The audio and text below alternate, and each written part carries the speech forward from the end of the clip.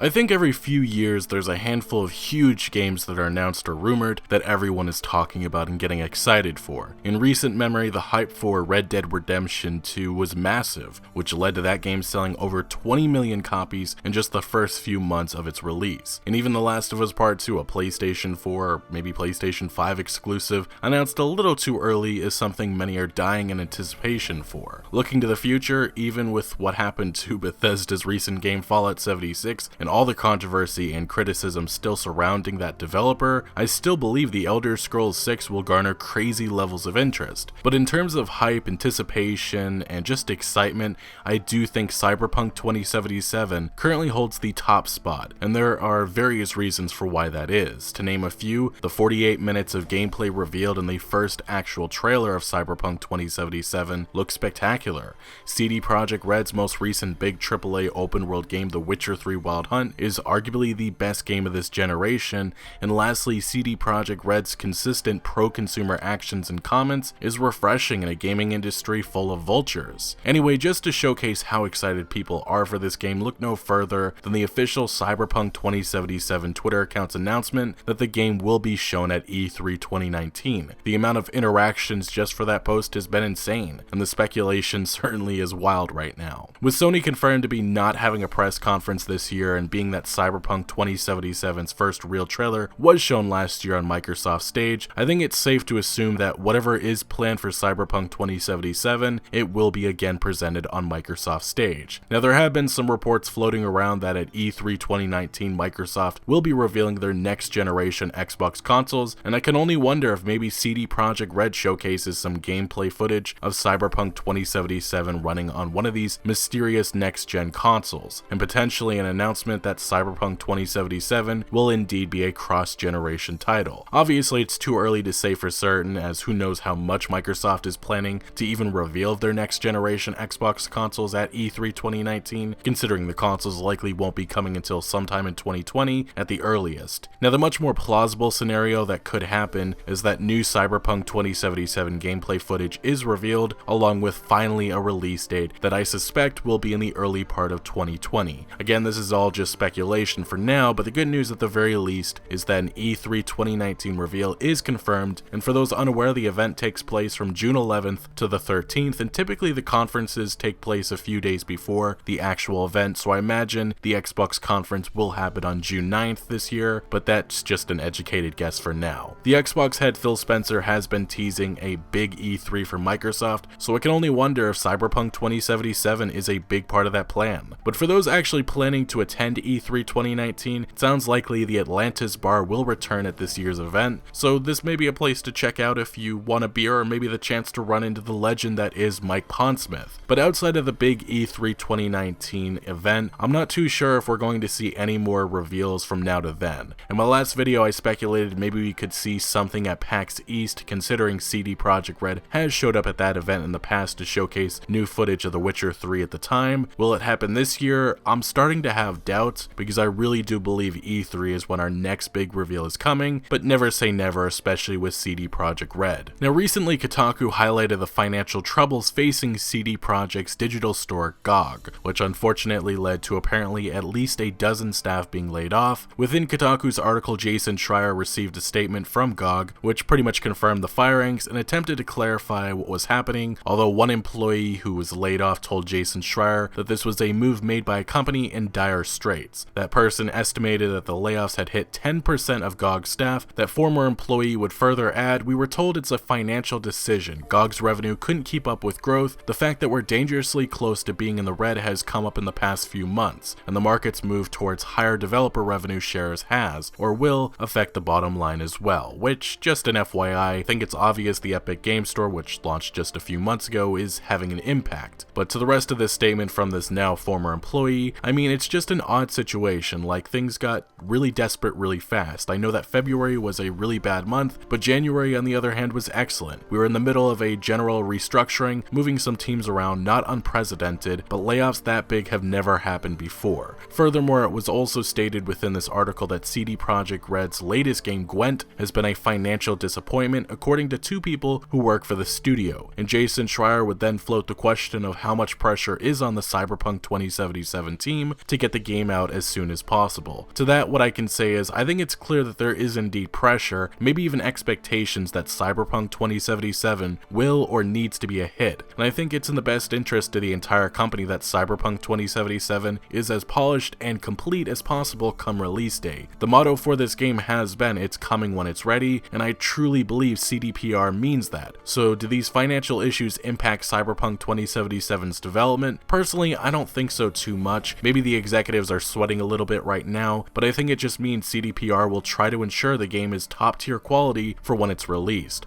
As I mentioned to start the video, the anticipation and hype is insane right now, and I truly believe if Cyberpunk 2077 is a hit, like many of us believe it will be, that will translate to massive sales that could exceed what even Red Dead Redemption 2 was able to achieve recently. But continuing on, something that's been going on this last week is a little mini behind the scenes documentary of CD Projekt Red coming from PlayStation. There was only 4 episodes and they only lasted a few minutes each, but the final episode we did get a few interesting things said about Cyberpunk 2077, such as the development of this game has not been entirely smooth, like CDPR level designer Miles Tost explained how a lot of ideas have died and then were resurrected to only die again, which is why for them revealing the whole game is something they can't and haven't been able to do because things change, which is completely understandable. As we explored in a recent news video, revealing too much of a game too early can end up biting you in the arse, especially when almost every aspect appears downgraded. But the highlight of this specific video are the comments made about how much development remains. Cyberpunk 2077 may no longer be the mystery it once was, but work on it is far from over. True to the promise made in 2013, it's still coming when it's ready.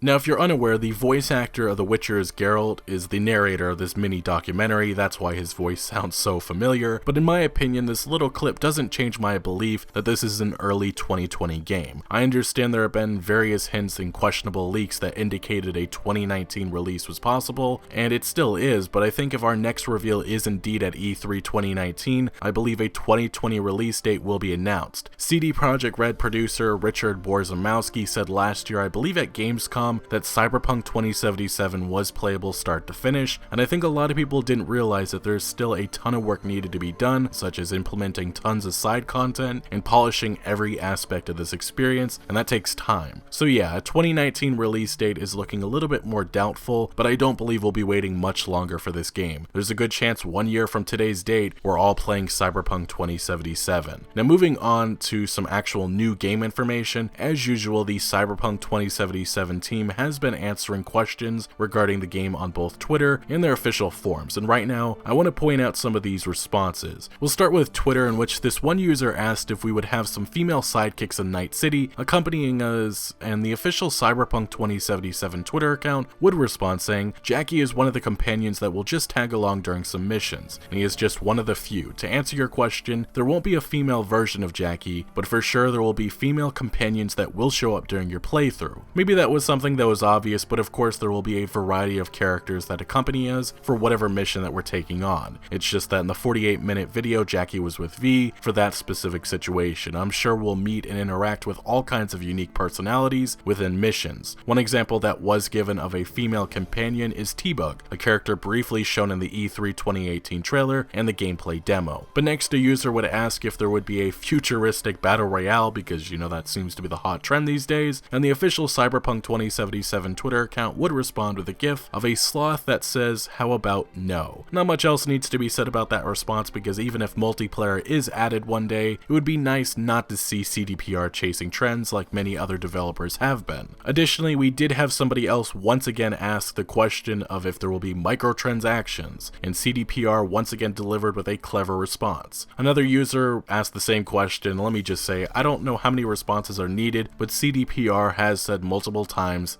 no microtransactions. Heading now to the official CD Projekt Red forums, we have one user asking, I'd still dig if you could quasi-join MaxTac as non-major group and work with them, whether as part of the game, a DLC, or as a mod, and CDPR's Lileia would respond by saying you won't be able to join them, no, since Cyberpunk's value freedom the most. You'll be able to work for many factions, think more of a gang, but you won't ever want to permanently join them though. Also, for those unaware, MaxTac or Psycho Squad is the team that appeared in the teaser trailer that came 6 years ago. Max Tech specializes in combating psychos, individuals who overuse on implants and substances that boost or otherwise alter the human body. So this squad is tasked with taking down these psychos when they go on a rampage, killing a lot of people, something regular police may not be able to handle. And I also bring up this squad because it was later confirmed in another post that Max Tech will appear in the game and we'll see them around. But next, another CDPR dev, Ben Zen, would discuss some of the weather conditions we may encounter in Night City. He would state Night City's a big place and our gameplay demo only showed a part of it. We also have a day and night cycle as well as different weather conditions. So if you're looking for neon drenched streets at night with heavy rain coming down, you will get that, as well as bright colorful days. Now, another user would ask about the potential of mod support, in which CDPR's Lileia would respond saying, as for if mod support will be our priority at some point, we will see. Right now we want to fully focus on making the game its core features and so on. What happens next? Nobody knows. But we do know that the community would love to use and create some mods. It is something we will keep in mind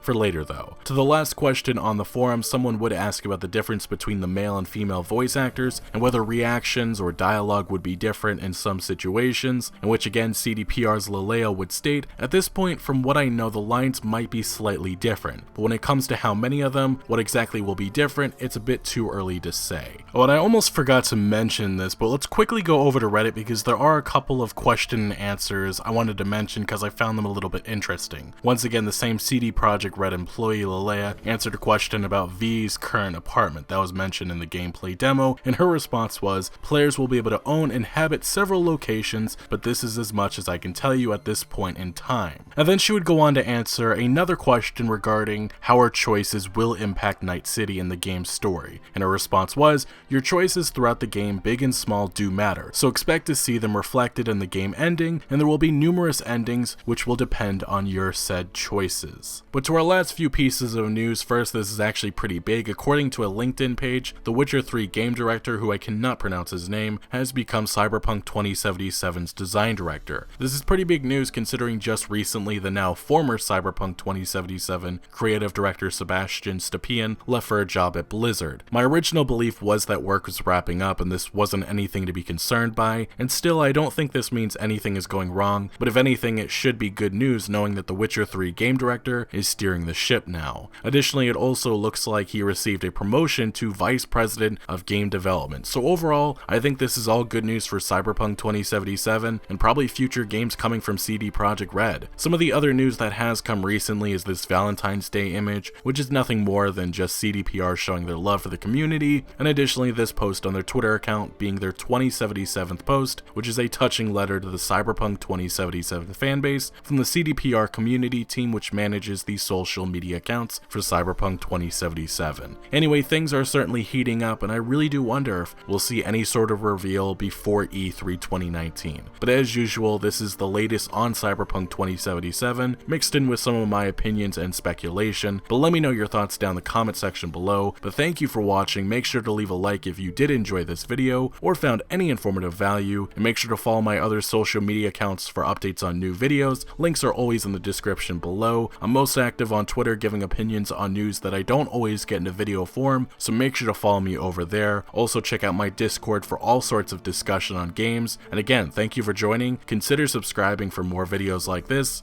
and I'll see you later.